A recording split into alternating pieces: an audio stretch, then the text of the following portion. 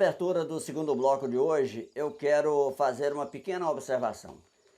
Nós temos ouvido muitas pessoas reclamarem, falando que está com falta de pessoal, com falta de mão de obra e tudo mais.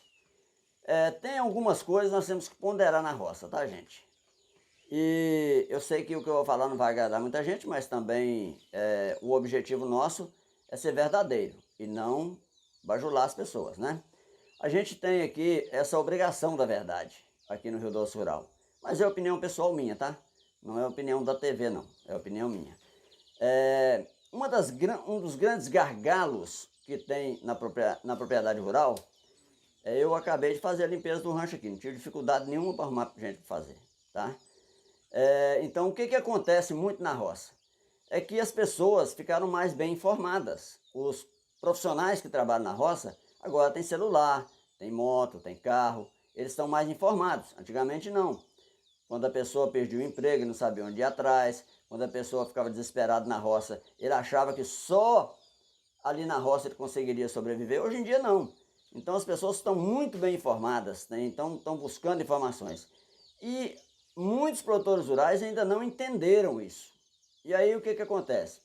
Eles querem que o cara trabalhe fora do horário, na hora do almoço, por exemplo. Tem um fato que acontece na roça que é muito interessante. A gente acorda aqui por volta de... Eu já falo a gente que eu não sou empregado rural, mas eu mexo com roça também, né? E faço várias parcerias e participo do dia a dia. Então sei como que acontece. Aqui na roça a gente acorda 4h40 da manhã e vai até lá para 11 e pouco da manhã batendo direto. Então mesmo que você não faça serviço pesado, mesmo que você não faça nada muito bruto, mas você fez atividade de 5, 6 horas da manhã até aquele horário ali de meio-dia. Chega meio-dia, se o terreno for próximo da rua, normalmente o dono vai aparecer. Aí o cara parou para almoçar, o dono já chega, mas você tá parado? O cara trabalhou, o cara teve atividade aí de 5, 6 horas direto, parou para almoçar, o dono vai reclamar. Então, além de domingo, você chega de domingo na propriedade, quer que o cara vai arriar cavalo? A pessoa trabalhou a semana inteira andando a cavalo, aí chega no domingo, o trabalhador rural, em vez de descansar, ele vai arriar cavalo para o filho do dono andar a cavalo. Então, uma série de coisas, tem muito mais coisas que eu não posso falar aqui, porque senão o tempo ficaria praticamente o programa todo falando. O que acontece? Então, o que nós estamos precisando fazer, na minha opinião? Profissionalizar mais, exija mais do seu profissional, mas também seja mais profissional com ele, certo? O trabalhador tem direito à folga, uma folga por semana. Então não adianta, domingo ele está de folga, foi tomar a cerveja dele, foi bater o papo dele com os amigos dele, reclama dele não. Esse é o grande gargalo do setor rural. Eu conversei também com o Thiago, que é engenheiro agrônomo lá de Vitória, de Viçosa, não é Vitória, não, de Viçosa, e ele vai falar comigo sobre o consórcio, não é bem o consórcio, sobre o plantio, né, intercalado com a palha, em cima da palha. Vamos ver como é que funciona.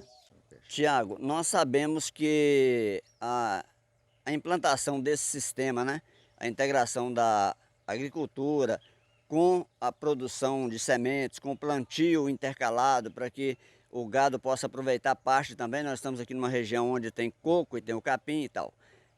Como funciona o benefício, custo, em relação ao custo, né, desse trabalho?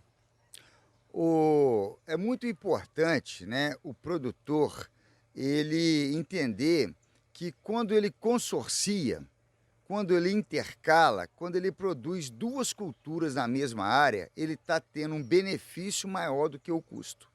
Principalmente por quê? Porque terra a cada dia mais está sendo valorizada.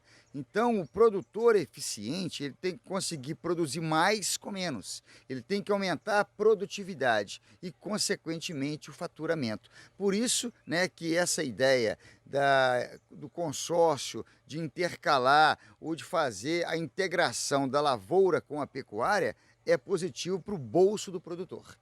A gente observa o seguinte, que existem, na verdade, N possibilidades, né? As pessoas até plantam gramíneas, por exemplo, na carreira do café.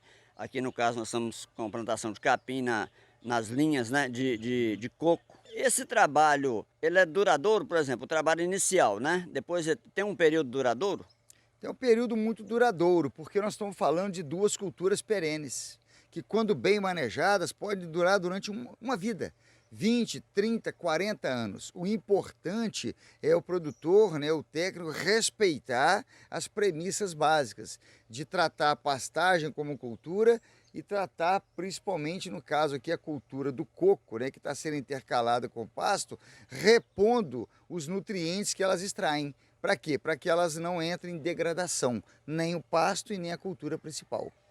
Esse trabalho entra naquele propósito da chamada cultura regenerativa, ou seja, não deixar o solo nu. Perfeitamente.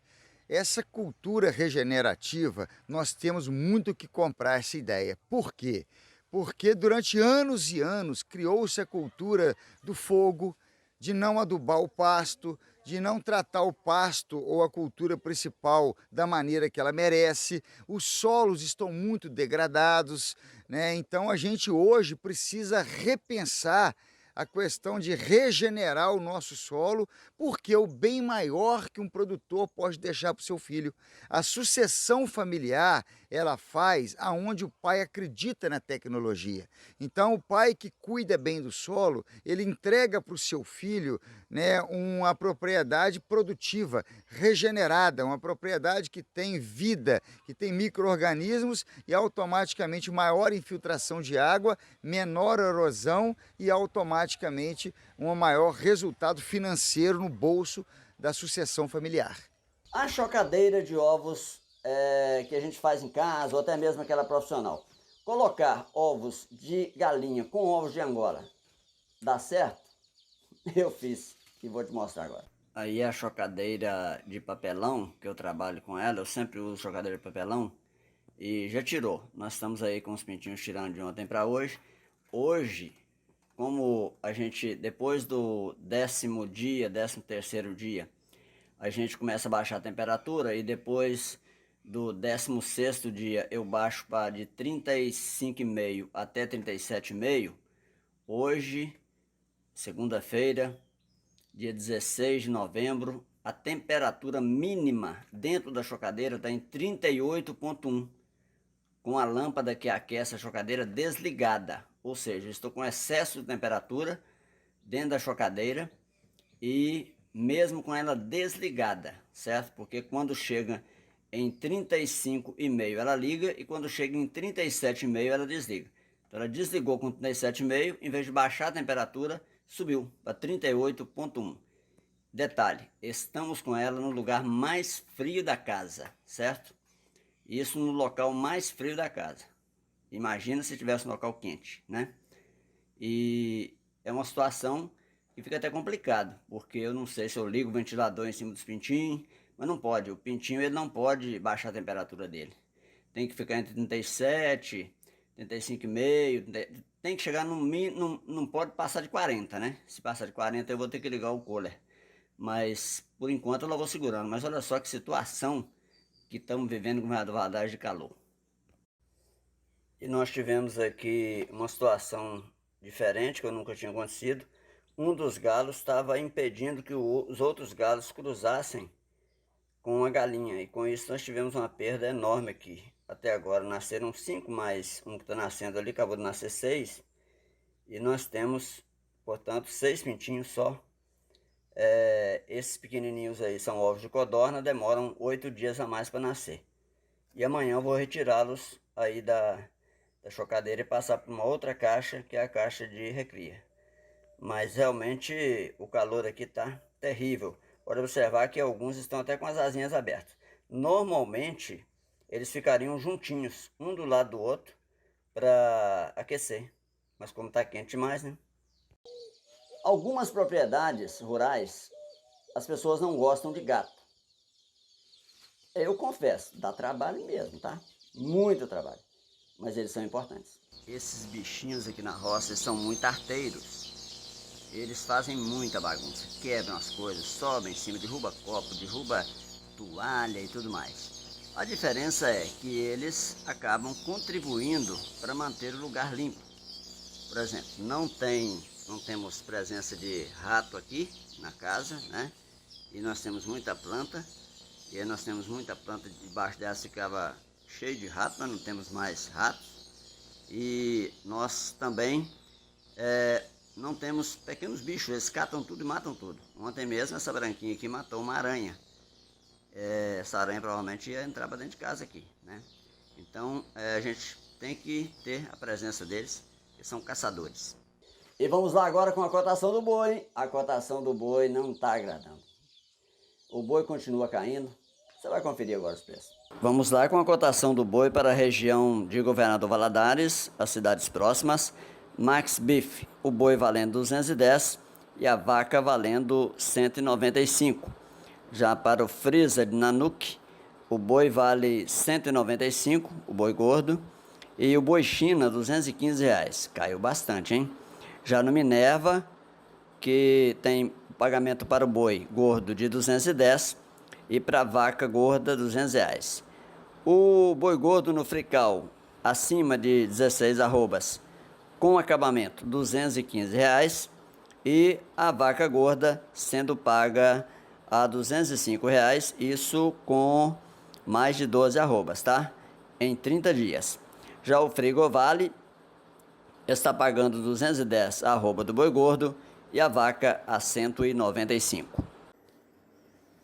Vamos fazer a cotação de algumas outras praças para ver se está muito diferente. Por exemplo, o boi gordo lá na praça de São Paulo, em Barretos, que é tradicional, R$ 229 reais. E com 30 dias, R$ 231,50. Em São Paulo também, na cidade de Araçatuba, o preço é R$ 229 arroba à vista e R$ 231,50 a prazo. Já no Triângulo Mineiro está um pouquinho melhor do que aqui na região do Governador Valadares, né? Triângulo Mineiro, R$ 219,50 à vista e R$ 221,50 a prazo. Já a vaca gorda está sendo vendida também em Barretos a R$ 210 reais à vista e R$ 212 com 30 dias. Em São Paulo, na cidade de Araçatuba, está sendo 210 e 212 também. Já no Triângulo Mineiro, R$ 205 reais à vista e R$ 207 reais a prazo. E nós estamos encerrando mais um bloco aqui no Rio Doce Rural, o segundo bloco, mas eu volto ainda, porque ainda temos o terceiro para apresentar, e eu quero mostrar para você algumas coisas muito legais nesse terceiro bloco, tá? A gente vai continuar trazendo informações, informação sobre drone, eu gravei com o Hamilton Ribeiro falando sobre isso, ele é da área, né, um cara que entende muito os eventos rurais, tá? Aguarda só um pouquinho, vou dar aquela descansadinha, tomar aquela água e aquele cafezinho e já volto.